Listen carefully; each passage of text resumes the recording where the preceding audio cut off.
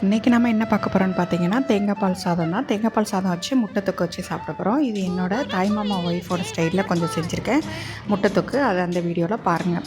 வாங்க, அதுக்கு ஒரு குக்கர் எடுத்துக்கோங்க. குக்கரில் பட்டை, கிராம்பு, ஏலக்காய், பிரியாணி இலை, முந்திரி பருப்பு எல்லாம் சேர்த்து நல்லா வதக்கிக்கோங்க. அதுக்கப்புறம் பல்லாரி சேர்த்துக்கோங்க, மிளகாய் சேர்த்துக்கோங்க காரத்துக்கு, வத்தப்பொடி போடக்கூடாது. அதுக்கப்புறம் தக்காளி, இஞ்சி பூண்டு பேஸ்ட்டு ஒவ்வொரு ஸ்பூன் சேர்த்துக்கோங்க. அவ்வளோதான்.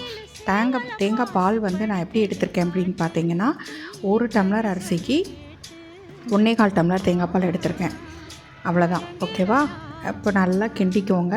கொஞ்சம் நுர வரும்போது நம்ம மூடி வைக்கலாம். இது வந்து எப்படின்னா, தம்லேனாலும் வேக வைக்கலாம். நம்ம வந்துட்டு இப்போ நான் குக்கர் விசில் போட்டு 3 விசில் போட்டுட்டு அதுக்கப்புறமா கொஞ்சம் நேரம் விசில் இல்லாமல் மீடியம் ஃப்ளேமில் 10 மினிட்ஸ் வைக்க போகிறேன். நீங்கள் இப்போ விசில் வேண்டாம், நான் வந்து உளுந்த சாதம் மாதிரி பார்க்கணும், நம்மளுக்கு தம் பிரியாணி வேணும்னு சொல்லிட்டிங்கன்னா, அதுக்கு என்ன செய்யணும்னா, விசில் போடக்கூடாது. விசில் போடாமல் மீடியம் ஃப்ளேமில் ஒரு 15 மினிட்ஸ் ஒன்ஸ் நம்ம வந்து கிண்டி பார்த்துட்டு இருந்தோன்னா ரெடி ஆகிடும். ஓகேவா? இப்போ நான் 3 விசில் விடுறேன், பார்க்கலாம். குக்கரை மூடிட்டேன்.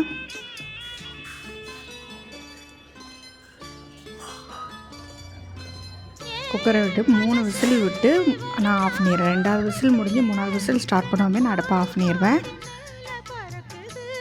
விசில் இல்லாமல் கூட ஒரு 10 மினிட்ஸ் ஒன்ஸ் நம்ம திறந்து பார்த்து நம்ம கிண்டிக்கிட்டோன்னா கூட வீட்டில் வைக்கிற தம் பிரியாணி மாதிரியே நம்மளுக்கு ரெடி ஆயிரும். குக்கரில் கூட நம்ம அந்த மாதிரி ரெடி பண்ணலாம்.